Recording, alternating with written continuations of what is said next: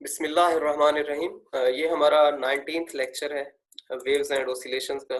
और आज के लेक्चर में हम डिस्कस करेंगे standing waves in air column. ये कैसे प्रोड्यूस होती हैं स्टैंडिंग वेव्स किसी एयर कॉलम में, और किस तरह जो है ये अपने मोड्स इस्टेब्लिश करती हैं, और इनमें रेजोनेंस या रेजोनेंट फ्रीक्वेंसीज जो है वो कैसे हम अंदाज़ा कर सकते हैं उनका, और कैसे वो स्टडी कर सकते हैं रेजोनेंट फ्रीक्वेंसीज या फिनोमेना ऑफ रेजोनेंस। ये हम डिस्कस करेंगे इस लेक्चर में।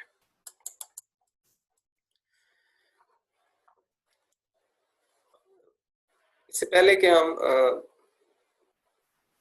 रेजोनेंस और मोड्स ऑफ स्टैंडिंग वेव्स की तरफ जाएं, फर्स्ट ऑफ ऑल हम क्या करते हैं, हम देखते हैं कि जो सुपरपोजिशन प्रिंसिपल है वो किस तरह से अलाउ करता है स्टैंडिंग वेव्स की जो इस्टेब्लिश होने की एक मैथमेटिकल लॉजिक है वो कैसे ये प्रोवाइड करता है। क्या जो सुपरपोजिशन प्रिंसिपल है, सुपरपोजिशन प्रिंसिपल में हम लिखते हैं कि y dash of x and t equals y1 of x and t plus y2 of x and t।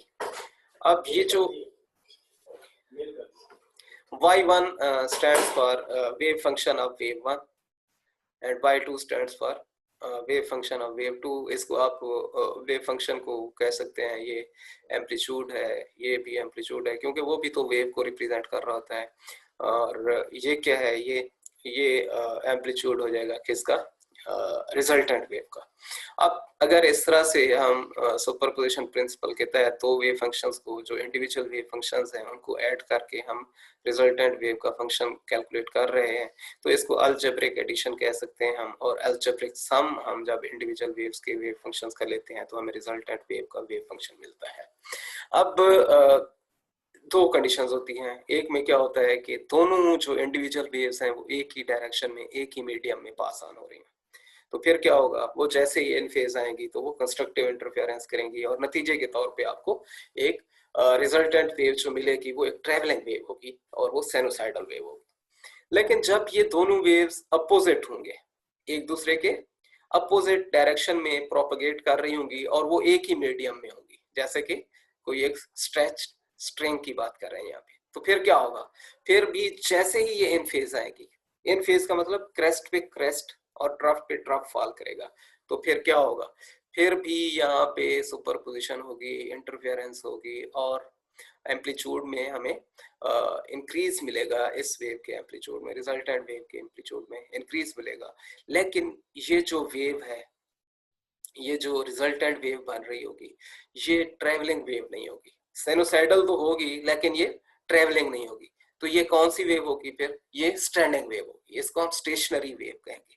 ठीक है, ये कैसे डिफरेंट है ट्रैवलिंग वेव से।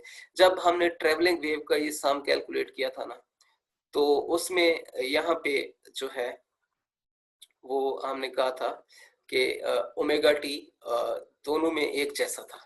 यहाँ पे अब क्योंकि डायरेक्शन अपोजिट है तो एक में ओमेगा टी हमें माइनस नजर आ रहा है, दूसरे में ओमेगा टी हमें प्लस नजर आ रहा है। तो अपोजिट डायरेक्शन की वजह से with the passage of time ये जो ट्रेवल हो रहा है ये अपोजिट डायरेक्शंस में हो रहा है, इसलिए ये एक में हम प्लस ले रहे हैं ओमेगा टी और दूसरे में नेगेटिव ले रहे हैं। अब ये इस फैक्टर की वजह से जो यहाँ पे समेशन हमें मिल रही है, वो जो एंटिटी थी sine alpha plus sign beta, उस एंटिटी से हम लेते थे 2 sine alpha plus beta by 2 cosine alpha minus beta by 2। ठीक है, ये ट्रिग्नोमेट्रिक एक हमारी एंटिटी है, तो वो अब ये रिजल्ट दे रही है। जो जो ये रिजल्ट हमने ट्रैवलिंग वेव के केस में लिया था, जब ये दोनों इंडिविजुअल वेव्स एक ही डायरेक्शन में जा रही थी, तो उसमें था ये 2m cosine of 5/2 into sine of k x minus omega t plus 5, कुछ इस तरह से था। ठीक है, अब उस रिजल्ट में क्या था, उसमें रिजल्ट में ये था कि कोसाइन जो है ना तो टाइम पे डिपेंड कर रहा था, ना ही कोसाइन एक्स पे डिपेंड कर रहा था। ठीक है, अब यहाँ पे क्या है, कोसाइन टाइम पे डिपेंड कर रहा है और एक्स जो है सॉरी साइन जो है वो एक्स पे डिपेंड कर रहा है। ट्रैवलिंग वेव के केस में साइन ही वो फंक्शन था जो एक्स पे भी डिपेंडेंट था और टी पे भी डिपेंडेंट था। कोसाइन ना तो t पे डिपेंड कर रहा था ना ही x पे डिपेंड कर रहा था। तो इस बेस पे अब हम कह रहे हैं कि ये जो रिजल्टेंट वेव बन रही है ये सिमिलर नहीं है उस ट्रेवलिंग वेव के जो कि एक साइनोसाइडल वेव थी, और उसमें कोसाइन जो था वो independent of the time and displacement जो है वो अपना बिहेवियर शो कर रहा था। तो यहाँ पे ऐसा नहीं है। सो इसको कहेंगे this wave can not be expressed in this form f of kx minus omega t। इसको किसी भी तरह हम इस शेप में नहीं ले आ सकते। इसको कोई ट्रिग्नोमेट्रिक फंक्शन कर दें, अगर f को साइन कर दें या कोसाइन कर दें, ना तो हम इसको ऐसे एक्सप्रेस कर सकते हैं ना ही हम इसको ऐसे एक्सप्रेस कर सकते हैं f को, ठीक है ना। अगर हम साइन या कोसाइन से हम रिप्लेस कर दें f को तो ये एक्सप्रेस नहीं हो सकता, ये भी नहीं हो सकता, ये भी नहीं हो सकता। तो इस बेस पे हम कहेंगे फिर ये वेव जो है ये ट्रेवलिंग वेव नहीं है, ये ट्रेवलिंग वेव नहीं है। लेकिन साइन तो आ रहा है, साइनोसाइडल वेव तो है ये, फिर ये कौन सी वेव होगी? ये साइनोसाइडल वेव है लेकिन ये स्टैंडिंग या स्टेशनरी वेव है, ठीक है। ये स्टैंडिंग या स्टेशनरी वेव है। साइनोसाइडल फिर ये कैसे है? साइनोसाइडल इसलिए है कि इसका जो एम्पलीट्यूड है वो साइन फंक्शन के तहत वेरी हो रहा है। वो कभी मैक्सिमम वैल्यू पे चला जाता है, कभी वो जीरो हो जाता है, कभी दूसरी एक्सट्रीम की तरफ मैक्सिमम चला जाता है। सो 1 और -1 के दरमियान में ये क्या करता रहता है, दो एक्सट्रीम्स के दरमियान में चेंज होता रहता है। सो इस बेस पे हम कहेंगे ये वेव जो बन रही है that is not a travelling wave, this is a standing stationary wave. इसमें इसको बनाने में किस चीज का हाथ है? ये अपोजिट डायरेक्शन ऑफ ट्रेवल का हाथ है। क्लियर है बात? अब हम आते हैं यहाँ पे नेक्स्ट। ये कह रहा है कि ये जो स्टैंडिंग वेव्स बनती है ना, जब वेव्स अपोजिट ट्रेवल कर रही होती हैं तो होती क्या है, जैसे हम ये एक स्ट्रिंग एज्यूम कर लेते हैं कि इस एंड से एक स्ट्रिंग फिक्स है, दूसरे एंड से हमने इसको प्लग किया हुआ है। अब जब हम इसको क्या करेंगे, फ्लिक करेंगे, तो फ्लिक करने से क्या होगा कि ये वेव ट्रेवल करेगी, इधर आएगी। अब जब यहाँ पे आएगी तो ये जो स्पोर्ट है ये डेंसर मीडियम है, यहाँ से जो रिफ्लेक्शन होगी वेव की तो वो 180 डिग्री का फेज शिफ्ट ले आएगी। जब ये फेज शिफ्ट आएगा तो 180 डिग्री ये आउट ऑफ फेज चली जाएगी वेव। अब ये आउट ऑफ फेज, यहाँ से वेव आ रही है, यहाँ से वेव जा रही है, ठीक है ना। तो इस तरह से अब ये जैसे ही जब भी इनमें क्या होगा कि इन फेज आएंगी, जब भी ये इन फेज आएंगी तो फिर ये क्या करेंगी, स्टैंडिंग वेव्स बनाएंगी। जब ये स्टैंडिंग वेव्स बनाएंगी तो उसके मोड्स फिर यहाँ पे स्टेब्लिश होंगे with in this given length of the string. जब ये दो स्टैंडिंग वेव्स आपको नजर आ रही हैं, जैसे यहाँ पे एक ये है दूसरी वेव ये है, तो इसको कहेंगे ये मोड 2 है। जब ये सिर्फ एक ही वेव आपको यहाँ नजर आएगी तो उस वक्त कहेंगे ये मोड 1 है, इसमें मोड 3 है, इसमें मोड 4 है। और ये एंटी नोड्स है, नंबर ऑफ एंटी नोड्स, एक एंटी नोड और ये दो एंटी नोड, ठीक है। ये दो एंटी नोड का मतलब दो स्टैंडिंग वेव्स बन रही हैं गिवन लेंथ ऑफ स्ट्रिंग में, और ये मोड के इक्विवेलेंट होता है। नंबर ऑफ एंटी नोड्स क्या होते हैं, रिप्रेजेंट कर रहे होते हैं किसको, मोड्स को। अब यहाँ पे एंटी नोड 3 है तो 3 मोड हैं, यहाँ पे एंटी नोड 4 हैं, 4 मोड नंबर इसका 4 है या n इक्वल टू 4 है इसका, ठीक है। तो अब वो कह रहा है कि जो इंटरफेरेंस का फिनोमेना है ये क्योंकि जब वेव्स जो है वो बेहंगम तरीके से जा रही होती हैं तो वो आपस में क्या कर रही होती हैं, सुपरपोजिशन कर रही होती हैं। तो वो कहता है this is a mess, this is not well organised, ठीक है। मेस क्या होता है, बेहंगम, ठीक है। वेव्स का आपस में इंटरफेयर करना ये एक बेहंगम फिनोमेना है। लेकिन जब हम रिजल्टेंट वेव का एम्पलीट्यूड कैलकुलेट करते हैं तो वो कैसे करते हैं, फिर हम तमाम जो इंडिविजुअल वेव्स होती हैं, जो पार्टिसिपेंट वेव्स होती हैं, उन तमाम के वेव फंक्शंस को हम क्या कर देते हैं, अलजेब्रिकली जो है ऐड अप कर देते हैं, और वहां से हम अंदाजा करते हैं कि जो रिजल्टेंट वेव है उसका वेव फंक्शन क्या बन रहा होगा। That is very simple mathematics. उसमें सिंपली हमने ऐड करना होता है इंडिविजुअल वेव्स के कंट्रीब्यूशन जो होते हैं उस पॉइंट पे।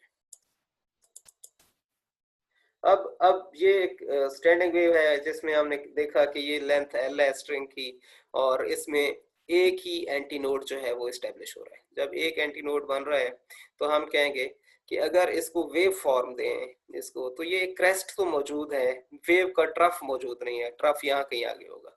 तो आप कह सकते हैं कि ये आधी वेव यहाँ पे आ रही है इस लेंथ में। जब ये आधी वेव आ रही है एल इक्वल्स लैम्डा बाई 2 लिख सकते हैं। हाफ वेव लेंथ जो है इस लेंथ ऑफ स्ट्रिंग के बराबर है, ठीक है। और जब यहाँ पे देखते हैं हम मोड 2 में, तो एक कंप्लीट वेव आ रही है, इसको कहेंगे लेंथ एल जो है वो एक कंप्लीट वेव लेंथ के बराबर है, लैम्डा के बराबर है। तो जैसे इसको लैम्डा बाई 2 लिखा, वैसे ही हम लिख सकते हैं 2 लैम्डा बाई 2 यहाँ पे, जब मोड 2 हो रहा है हमारा। और जब मोड 3 हो रहा है, तो फिर क्या कर सकते हैं, मोड 3 में हम कह सकते हैं ये 3 लैम्डा बाई 2 है। तो ये एक स्ट्रेट एक रिलेशनशिप की तरफ ले जा रहा है हमें। ये हम इसको जनरलाइज करेंगे अभी कुछ देर में, लेकिन एक इससे पहले हम एक और बात कर लेते हैं। वो क्या है, वो कहता है कि एक कंप्लीट राउंड ट्रिप जो है यहाँ से यहाँ तक पहुंचे, आधा वेवलेंथ हुआ, वापस आए तो पूरा वेवलेंथ हो गया। ये कहता है कि trip along the string and back should be equal to an integral number of the wavelength. अब अगर यहाँ से यहाँ तक जाए तो इंटीग्रल नंबर नहीं बन रहा, 0.5 लैम्डा आ रहा है, तो फ्रैक्शनल नंबर आ रहा है। तो हम क्या करेंगे, हम इसको कहते हैं कि ये यहाँ से वापस पहुंचेंगे तो एक ट्रिप बनेगा, तो इस तरह 1 लैम्डा हो जाएगा। ये क्या हो जाएगा, 1 लैम्डा। तो एक बात यह है कि यहाँ पे भी हमें इंटीजर मिल रहा है जो लैम्डा का मल्टीपल है, 1 जो है वो इंटीजर है। यहाँ से यहाँ तक पहुंचे 1 लैम्डा मिला, यहाँ से वापस आए 2 lambda, so 2 is again an integer. यहाँ से यहाँ तक पहुंचे 1.5 लैम्डा, अब 1.5 इंटीजर नहीं है, लेकिन जब वापस आएंगे तो 3 लैम्डा मिलेगा। सो ये बात यहाँ पे इस्टेब्लिश हो गई कि कोई भी मोड हो, ठीक है, एक कंप्लीट राउंड ट्रिप जो है वो क्या देगा, इंटीग्रल नंबर ऑफ वेवलेंथ देगा। कंप्लीट राउंड ट्रिप, हाफ नहीं, यहाँ से यहाँ तक नहीं, बल्कि जहां से इनिशिएट ले रहे हैं वहां ही टर्मिनेट करना है आपने, ठीक है ना। तो इनिशिएटिव यहाँ से है तो टर्मिनेशन भी यहीं पे होगी, और यहाँ पे एक कंप्लीट वेवलेंथ इन्वॉल्व है। ये सेकंड जो उसने बात की है ये। अब उसकी जनरलाइजेशन की तरफ आ रहे हैं, ठीक है ना। तो आप कह दें कि 2l, इसको इसको इसको रीशेप करें, 2l equal to n lambda, n equal to 1 कर दें, या इसमें भी n लैम्डा के बराबर रखें, n इक्वल टू 2 कर दें, इसमें भी n लैम्डा के बराबर रख दें, और n जो है इक्वल टू 3 रखें। तो ये जनरलाइज कर दी, ये वाला कंसेप्ट जो था इसको हमने जनरलाइज किया। जब जनरलाइज किया तो lambda equals 2l over n हुआ, और जो n है that is representing the number of modes. So इस तरह आपने क्या किया, यहाँ पे लैम्डा को और l को इंटर रिलेट कर दिया। अब हम आते हैं फ्रीक्वेंसीज कैसे रिलेट की जा सकती हैं। अब ये एक फ्रीक्वेंसी है, इसको कहेंगे बेसिक फ्रीक्वेंसी या फंडामेंटल फ्रीक्वेंसी। अब यहाँ पे मोड 1 के लिए ये फंडामेंटल फ्रीक्वेंसी है, बाकी सारी जो हायर फ्रीक्वेंसीज आ रही हैं, ये F2 है, ये F3 है, आगे कहीं F4 होगी, F5 होगी, वो सारे के सारे क्या है, इस फंडामेंटल फ्रीक्वेंसी के ओवरटोन्स कहलाएंगे, ठीक है। इसके इंटीग्रल मल्टीपल्स होंगे, या आप कह दें वो रेजोनेंट फ्रीक्वेंसीज होंगी, ठीक है। तो इसको रेजोनेंट फ्रीक्वेंसीज कहा जा सकता है, ओवरटोन्स कहा जा सकता है, हार्मोनिक्स कहा जा सकता है, और n जो होगा वो हार्मोनिक नंबर को रिप्रेजेंट कर रहा होगा। सो हम कहते हैं each of the frequencies F1, F2, F3 extra are called resonant frequencies. इनको क्या कहेंगे, ये रेजोनेंट फ्रीक्वेंसीज हैं। सिर्फ यही वो फ्रीक्वेंसीज हैं जहां पे आपको स्टैंडिंग वेव का एम्पलीट्यूड मैक्सिमम मिलेगा। रेजोनेंस क्या होती है, उसमें जो सुपरपोजिशन हो रही होती है उसमें आपको एम्पलीट्यूड क्या है, मैक्सिमम वैल्यू दे रहा होता है, ठीक है ना। तो वो रेजोनेटिंग वैल्यूज कहलाती है। अब ये वो फ्रीक्वेंसीज हैं जहां जहां आपको एम्पलीट्यूड मैक्सिमम मिलेगा। ये F2 है, F2 means integral multiple of F1, ठीक है। यहाँ पे 1.5 F1 नहीं सेट हो सकता, 2 F1 सेट हो सकता है, ठीक है। तो यहाँ पे 3 F1 सेट हो सकता है, 2.5 F1 नहीं सेट किया जा सकता। क्लियर है बात। सो जो F1 है इसका इंटीग्रल मल्टीपल 2F1, इसका इंटीग्रल मल्टीपल 3F1, इसका इंटीग्रल मल्टीपल 4F1। सो ये जितने भी integral multiples of this fundamental frequencies होंगे उनको कहेंगे these are overtones are resonant frequencies are higher harmonics. इनको हम हायर हार्मोनिक्स भी कह सकते हैं। ये हमारे पास साउंड वेव, ये फर्ज करें हमारे पास एक पॉइंट सोर्स है, पॉइंट सोर्स है और यहाँ से वेव फ्रंट्स जो है वो इनिशिएट हो रहे हैं। ये वेव फ्रंट्स जैसे जैसे दूर हो रहे हैं इनकी जो कर्वेचर है वो कम होती जा रही है। कर्वेचर क्या हो रही है? कम हो रही है। ये आप ऐसे एज्यूम कर लें जैसे सरफेस ऑफ अर्थ है, उसको आप अर्थ को क्या करें, एक स्फीयर अगर हम एज्यूम करें तो क्योंकि उसका रेडियस बहुत बड़ा है, जब रेडियस बहुत बड़ा है तो उसकी सरफेस हमें फ्लैट नजर आती है, तकरीबन तकरीबन फ्लैट नजर आती है। इसका मतलब यही है कि जितना हम पॉइंट सोर्स के क्लोज जाएंगे तो क्या होगी, कर्वेचर ज्यादा होगा, फ्लैटनेस कम होगी। लेकिन जितना जितना हम पॉइंट सोर्स से दूर होते जाएंगे उतना उतना फ्लैटनेस बढ़ती चली जाएगी। अब ये क्या है, इनको हम स्फेरिकल क्लोज कह सकते हैं। ये स्फेरिकली थ्री डायमेंशनल है ना, सोर्स जो साउंड जनरेट कर रहा है वो थ्री डायमेंशंस में जा रही है, ठीक है। सो ये आपको सर्कल जो नजर आ रहे हैं ये बेसिकली सर्कल नहीं है, ये रिंग नहीं है, बल्कि एक आप इसको कहें फुटबॉल है, ये सफेयर है, ठीक है। इसी तरह ये भी एक सफेयर है, ये भी एक सफेयर है, ठीक है। तो साउंड वेव क्या है, all around the point source किस में जा रही है, थ्री डायमेंशन में ट्रेवल कर रही है। और ये जो सफेयर है ये जितना जितना बड़े रेडियस का होता चला जा रहा है इसकी सरफेस जो है वो फ्लैटनेस की तरफ जा रही है। सो जहां पे जो सफेरिकल क्लोज है वो दूर जाते जाते क्या बन जाएगा, वो बन जाएगा, वो बन जाएगा फ्लैट, एक मतलब सरफेस जो है वो वो एक प्लेनर शेप ले लेगा, या प्लेन आपको जैसे मतलब बजाय इसके कि वो कर्वेचर नजर आ जाए वो आपको फ्लैट होता नजर आएगा। ये हम बात यहाँ पे पढ़ेंगे। Sound waves are longitudinal, they travel in a medium either gas, liquid और सॉलिड। और sound waves radiate in all directions from a point source। ये point source है, इससे sound waves all around the point source जो है वो जा रही हैं। wave fronts are surfaces over which the phase displacement and pressure of the wave is constant। अब ये एक wave front है, ये जितना इससे दूसरा वेव फ्रंट फासले पे होगा उतना ही दूसरे से तीसरा होगा, उतना ही तीसरे से चौथा होगा। सो इनका डिस्प्लेसमेंट एक तो फिक्स हो गया। दूसरी बात ये कर रहा है कि pressure on this wave front, ये जो इस पॉइंट पे प्रेशर होगा ना वो इस पॉइंट पे भी वही होगा, इस पॉइंट पे भी वही होगा, इस पॉइंट पे भी वो होगा। सो ये जो एक स्फीयर है ना यहाँ, इस पे यूनिफॉर्म प्रेशर होगा। मींस आप कह दें यहाँ पे अगर कंप्रेशन है तो वो एक ही जैसी होगी all around the point source. अब यहाँ पे प्रेशर जो इस पॉइंट पे होगा वही इस पॉइंट पे होगा, वही इस पॉइंट पे होगा, यहाँ पे तमाम पॉइंट्स पे एक जैसा प्रेशर होगा, ठीक है। इसी तरह फिर यहाँ पे और प्रेशर हो जाएगा लेकिन वो यूनिफॉर्म होगा इस पूरे वेव फ्रंट पे। इस तरह ये सारे सारे जो हमारे पास स्फेरिकल क्लोज हैं वो क्या है, वो सेम प्रेशर को रिप्रेजेंट कर रहे हैं। सो डिस्प्लेसमेंट भी एक जैसा होगा इनका आपस में दरमियान में, और इनके जो वेव फ्रंट्स पे जो एक पॉइंट पे प्रेशर होगा वही सारे के सारे सफेयर जो है उस पे वही वही स्फेरिकल क्लोज जो है उस पे वही प्रेशर रहेगा। और यहाँ से rays are the lines perpendicular to the wave fronts. अब ये क्योंकि इन ऑल सिक्स डायरेक्शंस जो है वो रेडिएट कर रही है, जो वेव्स हैं ट्रेवल कर रही है, प्रोपेगेट कर रही है, जो सोर्स है वो वेव्स रेडिएट कर रहा है। अब हम इधर को भी एक जो है वो स्ट्रेट लाइन ड्रा कर सकते हैं विद दिस एरो हेड। हम कहेंगे ये क्या है, ये रे है। हम इधर भी पॉइंट कर सकते हैं, यहाँ जिधर मर्जी आए आप इसको पॉइंट कर सकते हैं और कहेंगे ये जो डायरेक्शन है ये एक रे है। और ये क्या है, रे किस चीज को रिप्रेजेंट कर रही है, ये direction of travel of sound wave या वेव फ्रंट्स को जो है वो एक डायरेक्शन जो है वो प्रोवाइड कर रही है। ये रे इधर को वेव फ्रंट जो है वो ट्रेवल कर रहे होंगे।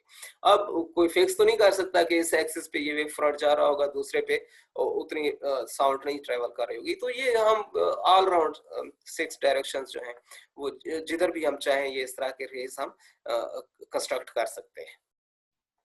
Wave fronts are spherical close to a point source. ये पॉइंट सोर्स है और ये वेव फ्रंट्स जो है ये स्फेरिकली क्लोजर दे रहे हैं इस सोर्स को, पॉइंट सोर्स को, ठीक है। At large distances the wave fronts are approximately planar. वही बात कर रहा हूं मैं कि जब ये दूर होते चले जाएंगे ये वेव फ्रंट्स तो इनका कर्वेचर कम होता जा रहा है। जैसे जैसे ये दूर होंगे तो फिर क्या होगा, ये अप्रोक्सीमेटली प्लेनर बनते चले जाएंगे। ये हमें एक जैसे एक पॉइंट को अगर यहाँ से यहाँ तक देखें, यहाँ से यहाँ तक, ठीक है ना, तो इसको जब यहाँ पे ले आते हैं, इस पॉइंट को यहाँ पे ले आते हैं, यहाँ पे ले आते हैं, यहाँ पे ले, तो यहाँ से यहाँ तक ये कर्वेचर आ गया इसमें बहुत ज्यादा। उतने ही एंगुलर डिस्प्लेसमेंट में यहाँ पे क्या आ गया है, कर्वेचर आ गया है। और यहाँ पे उसको देखें, ये फ्लैट हो चुका है, एंगुलर डिस्प्लेसमेंट वही रहा है, ठीक है। सो इस बेस पे हम कहेंगे कि ये अप्रोक्सीमेटली प्लेन बन जाएंगे जितना जितना ये दूर होते चले जाएंगे ये वेव फ्रंट्स, किससे, पॉइंट सोर्स से। ये हमारा रेफरेंस पॉइंट है। अब यहाँ पे हम देख सकते हैं कि लॉन्गिट्यूडनल वेव्स जो है वो किस तरह से बिहेव करती हैं और उनमें कैसे जो है वो स्टैंडिंग वेव्स जनरेट की जा सकती हैं। फर्ज करें ये एक लेयर जा रही है वेव्स की, इनको अगर हम इंसिडेंट वेव्स कह दें और यहाँ से वो रिफ्लेक्ट बैक हो रही हैं, तो वो बैकवर्ड डायरेक्शन में जो वेव्स आपको इधर जाती नजर आ रही हैं उनको रिफ्लेक्टेड वेव कहेंगे। और क्योंकि ये एक ही मीडियम में होती हैं, तो फिर क्या होगा, जैसे ही ये इन फेज आएंगी तो ये स्टैंडिंग वेव्स प्रोड्यूस करेंगी। क्लियर है बात। तो ये लॉन्गिट्यूडनल वेव्स जो कि एक रेदर कम्प्लेक्स एक कंसेप्ट है, क्योंकि हम आमतौर पे क्रेस्ट और ट्रफ को जो है वो इजीली जो है वो ऑब्जर्व भी कर सकते हैं, और उनमें हम कोई भी इंटरफेरेंस का फिनोमेना हो या कोई और कैलकुलेशन हो तो हम इजीली उसको कैरी आउट कर सकते हैं कंपेयर्ड टू लॉन्गिट्यूडनल वेव्स। लेकिन ये लॉन्गिट्यूडनल वेव्स में भी बिल्कुल उसी पैटर्न पे हम कहेंगे कि स्टैंडिंग वेव्स बनती हैं, जिस तरह हम एज्यूम करते हैं कि ट्रांसवर्स वेव्स में बन रही है। अब स्टैंडिंग वेव्स जो है किसी एयर कॉलम में जो है वो कैसे प्रोड्यूस होंगी, उसके लिए हमें ये दो मुख्तलिफ केसेस दिखाए गए हैं। इसमें क्या है, ये एक क्लोज एंड है, ये मोड 1 का क्लोज एंड है, ये मोड 2 का क्लोज एंड है, ये मोड 3 का क्लोज एंड है, ये क्या है, ये ओपन एंड है, ये ओपन एंड है, ये ओपन एंड है। ये दो सेट हैं, एक सेट में एक एंड क्लोज है, दूसरा एंड ओपन है। और ये जो दूसरा सेट है, मोड्स 3 है इसमें भी, दूसरे सेट में दोनों एंड्स ओपन है, दोनों एंड्स क्या है, ओपन है। अब क्या हो रहा है यहाँ पे आप देख रहे हैं कि मोड 1 के लिए जो साउंड वेव है, यहाँ से आप अगर इसको इंसिडेंट मान लें, ये इस इवेंट को अगर आप इंसिडेंट वेव मान लें, तो यहाँ से रिफ्लेक्शन के बाद वो क्या होगी, आउट ऑफ फेज चली जाएगी, 180 डिग्री का फेज शिफ्ट आ जाएगा। वही कुछ यहाँ पे हो रहा है, ठीक है। एक एक्सट्रीम को आप इंसिडेंट माने, दूसरी को आप रिफ्लेक्टेड माने, एक को आप इंसिडेंट माने, दूसरी को आप रिफ्लेक्टेड माने, तो ये क्या होगा, ये तीनों मोड्स में हम देखेंगे कि जब रिफ्लेक्शन होती है तो वो आउट ऑफ फेज चली जाती हैं वेव्स जो हैं, और फिर ये जैसे ही इन फेज होती हैं, जैसे ही इन फेज होती हैं, तो वो क्या करेंगी, वो स्टैंडिंग वेव्स प्रोड्यूस करेंगी। और यहाँ पे आप देख सकते हैं ये दोनों एंड्स ओपन है, दोनों एंड्स ओपन है, तो ये ऐसे एक मोड 1 के लिए वेव बन रही है, ठीक है ना। तो वो मोड 2 के लिए उसके अपोजिट है, सॉरी मोड 1 के लिए। और रिफ्लेक्टेड वेव जो होगी, मीडियम पार्टिकल्स जो रिफ्लेक्ट होंगे, तो वो दूसरी जो शेप है इसकी, दूसरी एक्सट्रीम की है, उसको आप समझें कि ये रिफ्लेक्टेड पोर्शन होगा, ये ऐसे, ठीक है, ये रिफ्लेक्टेड पोर्शन। अगर इसको आप इस इंसिडेंट कह दें, एक इंसिडेंट दूसरा रिफ्लेक्टेड, तो इस तरह से ये जैसे ही इन फेज आएंगे तो यहाँ भी स्टैंडिंग वेव बनेगी। अब ये कहता है कि the motion shown in are in air velocity, the shorter wavelength motion should be faster.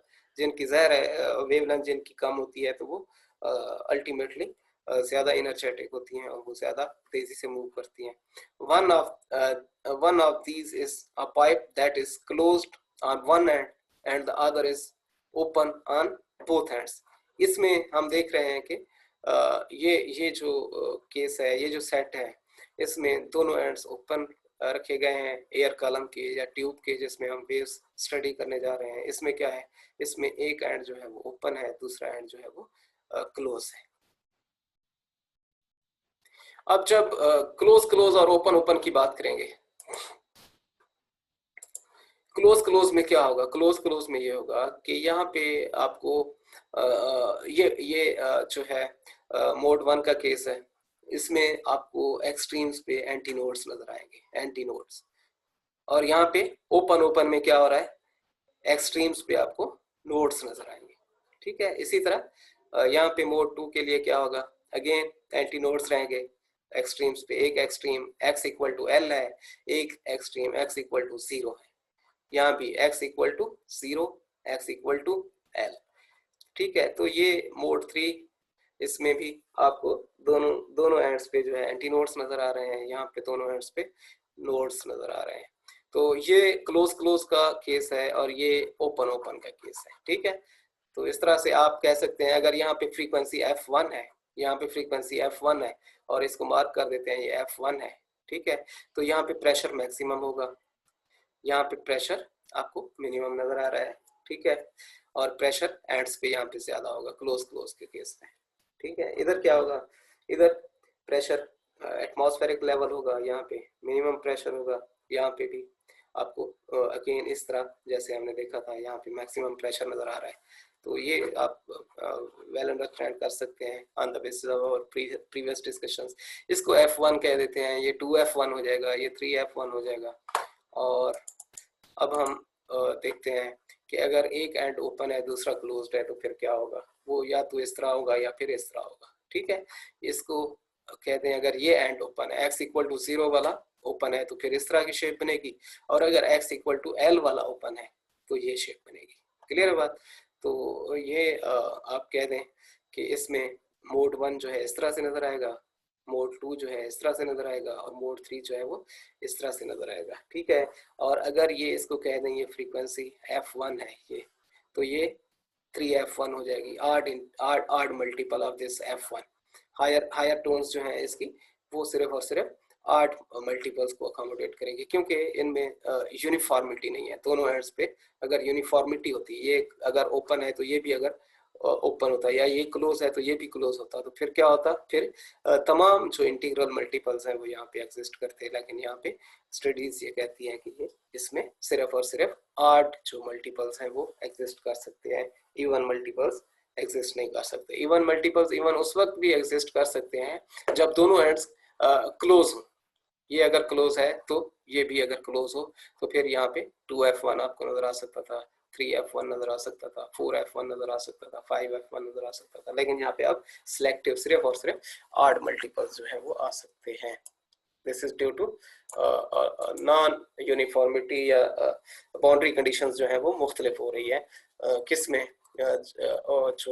जो हमारा ओपन एक एंड है और दूसरा जो क्लोज एंड है, इसके लिए बाउंड्री कंडीशंस डिफरेंट हो जाती है। बाउंड्री कंडीशंस क्यों डिफरेंट हो जाती हैं?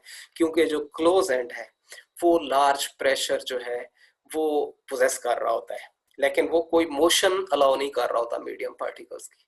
लेकिन जो ओपन एंड है वो इसके अपोजिट पे कर रहा होता है, उसमें प्रेशर तो एटमॉस्फेरिक होता है। ठीक है, कोई चेंज नहीं आ रही होती है, लेकिन वो क्या कर रहा होता है, मोशन अलाउ कर रहा होता है। क्या रहा, मोशन जो है वहां पे मीडियम पार्टिकल्स वो कर सकते हैं ओपन एंड पे। तो ये एक दूसरे के क्योंकि अपोजिट हैं, तो ये दो एंड्स क्लोज्ड और ओपन, तो इस बेस पे हम फिर वहां पे कहते हैं कि ये जो फ्रीक्वेंसीज होंगी वो सिर्फ, ये अगर बेसिक फंडामेंटल फ्रीक्वेंसी है तो वो उसके सिर्फ 8 मल्टीपल्स यहाँ पे आ सकते हैं। ठीक है, और ये आप देख सकते हैं कि अगर दोनों एंड क्लोज हों तो फिर दोनों एंड क्लोज का मतलब ये जो प्रेशर है दोनों एंड्स पे मैक्सिमम होगा। ठीक है, और उसमें इसको अगर आप हाफ वेव इसको मान लें, हाफ इसको मान लें, इन दोनों को चयन करेंगे तो एक स्टैंडिंग वेव बनेगी और इसमें एक एंटी नोड आ जाएगा।